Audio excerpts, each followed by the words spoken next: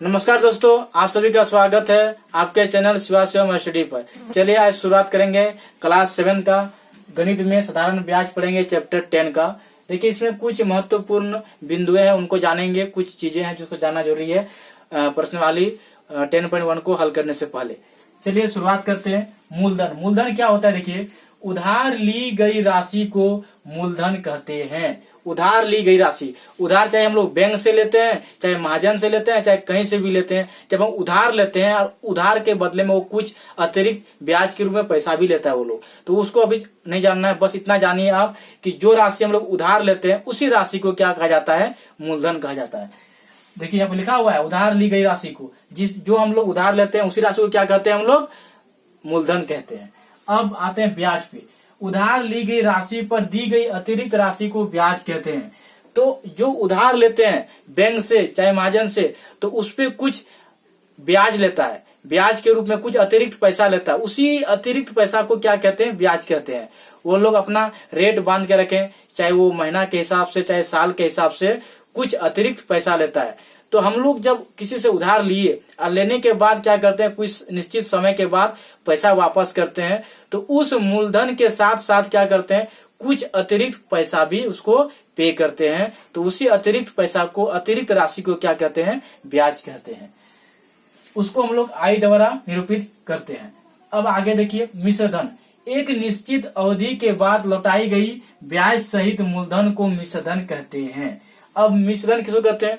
जब हम लोग क्या लिए? उधार लिए। तो उधार लिए तो उसको क्या बोलते हैं? हम लोग उधार ली गई राशि को मूलधन बोलते हैं। तो उधार ली गई राशि को मूलधन बोलते हैं। तो उस मूलधन पर जो हम लोग अतिरिक्त पैसा पे कर रहे थे, जिसको हम लोग ब्याज बोलते थे, ब्याज बोल रहे थे, तो वही ब्याज और मूलधन मिलके क्या बना है? आपका मिश्रधन बना है। तो कहने का मतलब ये है कि हम लोग जो उधार ली गई राशि के कुछ निश्चित समय के बाद हम लोग पैसा क्या करते हैं? अतिरिक्त पैसा वापस करते हैं। यानी जो ब्याज और मूलधन जो वापस करते हैं, दोनों मिला के क्या होता है? आपका मिश्रधन होता है। तो एक निश्चित अवधि के बाद, कुछ समय के एक निश्चित अवधि के बाद लौटाई गई ब्याज सहित मूलधन को मिश्रधन कहते हैं।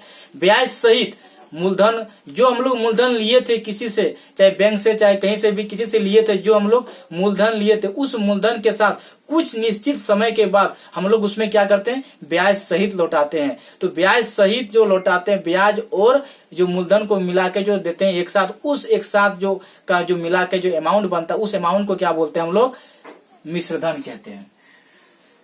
अब आइए देखिए मिश्रधन बराबर क्या होता है, इसीलिए हम लिख सकते हैं ब्याज जोड़ मूलधन। अब आइए साधारण ब्याज। देखिए इस चैप्टर का नाम ही क्या है? साधारण ब्याज। यदि मूलधन तथा ब्याज की दर प्रत्येक वर्ष के लिए समान हो तो इस प्रकार के ब्याज को साधारण ब्याज कहते हैं। इसे SI द्वारा निरूपित किया जाता है। अब थोड़ा समझिए, जो सिंपल इंटरेस्ट जो होता है, जो साधारण ब्याज क्या होता है? तो यदि मूलधन तथा ब्याज की दर प्रत्येक साल सेम हो, देखिए एक होता है चक्रवृद्धि ब्याज, वो अलग चीज है। यहाँ पर क्या है? साधारण ब्याज। इसमें क्या होता है? अब एक साल के बाद, सपोज मान लीजिए एक साल में आपको ब्याज लगता है 1000 रुपया, तो अगले जो नेक्स्ट साल, आने वाले साल में भी आपको 1000 ही लगेंगे। ऐसा नहीं कि उसमें कुछ ज्यादा अमाउंट लगेगा। लेकिन चक्रवृद्धि ब्याज में ऐसा नहीं होता है, उसमें आने वाले समय में आपको अधिक लगता है पैसा। इसलिए साधारण ब्याज को समझना है। यदि मूलधन तथा ब्याज की दर प्रत्येक वर्ष के लिए समान हो तो उसको क्या बोलेंगे? उस रेट को क्या बोलेंगे? साधारण ब्याज बोलते हैं।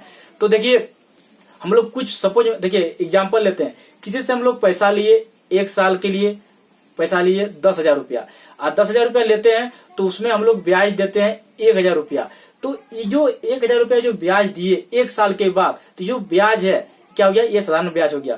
2 साल के बाद अगर फिर देंगे हम लोग, अगर एक साल में वापस नहीं कर पाते हैं, 2 साल 3 साल में वापस करेंगे, तो आपको क्या करेगा? एक साल में जो 1,000 रुपया लग रहा था, तो 3 साल में आपका 3,000 रुपया ही आपको ब्याज लेगा। ऐसा नहीं कि आपको वो अधिक लेगा। अगर एक साल में वापस नहीं कर पाते हैं तो ऐसा नहीं है कि वो 3 साल में आपको 3,000 के बजाय अधिक ब्याज लेगा। इसीलिए यहाँ पर कहा गया है कि ब्याज के जो दर है प्रत्येक साल समान रहेगा। वो एक साल के बाद लौटाओ चाहे 10 साल के बाद लौटाओ, एक साल में अगर आपको 1,000 रुपया लेता है तो 3 साल में आपको 3,000 रुपया ब्याज पे करना पड़ेगा। अगर 10 साल के वापस 10 साल के बाद अगर वापस कीजिएगा तो 10,000 रुपया आपको ब्याज पे करना पड़ेगा। तो इसलिए मैं पढ़ के एक बार रिपीट करता हूँ, यदि मूलधन तथा ब्याज की दर प्रत्येक वर्ष के लिए समान रहता है तो इस प्रकार के ब्याज को क्या बोलेंगे, साधारण ब्याज। तो आप लोगों को समझ में आ गया होगा जो साधारण ब्याज क्या होता है। तो साधारण ब्याज वही होता है जो हम लोग जो मूलधन लेते हैं उस मूलधन में जो ब्याज लगता है, ब्याज का रेट बराबर रहे, प्रत्येक साल समान रहे, कुछ उसमें अंतर नहीं आना चाहिए। प्रत्येक साल मूलधन पर जो ब्याज लगता है वो ब्याज क्या होगा, प्रत्येक साल समान हो, चाहे 10 साल के बाद लौटाएंगे चाहे 2 साल के बाद लौटाएंगे, किंतु उसका जो प्रत्येक साल पे जो हम लोग फिक्स बात करते हैं उनसे कि चलो हम लोग बात कर लेते हैं पहले कि नहीं 10,000 रुपया लेते हैं तो 1,000 रुपया क्या लेंगे, 1,000 रुपया आपको ब्याज देंगे। अब वो 2 साल के बाद देंगे चाहे 5 साल के बाद देंगे, लेकिन आपको 1,000 रुपया के रेट से ही देंगे। तो उस तरह के ब्याज को क्या बोलते हैं, साधारण ब्याज।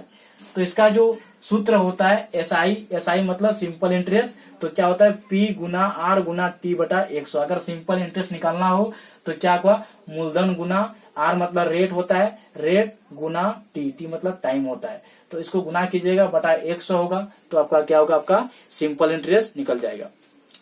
तो दोस्तों आप लोगों को अच्छा लग रहा है तो वीडियो को लाइक कीजिएगा। और सबसे बड़ी बात तो यह है, आप लोग अगर मुझे सपोर्ट करना चाहते हैं तो आप लोग सब्सक्राइब करके मुझे सपोर्ट कर सकते हैं। तो साधारण ब्याज का जो चैप्टर 2 जो इंट्रोडक्शन क्लास था आज यहीं पर समाप्त होता है। अगला वीडियो जो आएगा 10.1 को जो सवाल है उसको हल करेंगे। थैंक यू दोस्तों।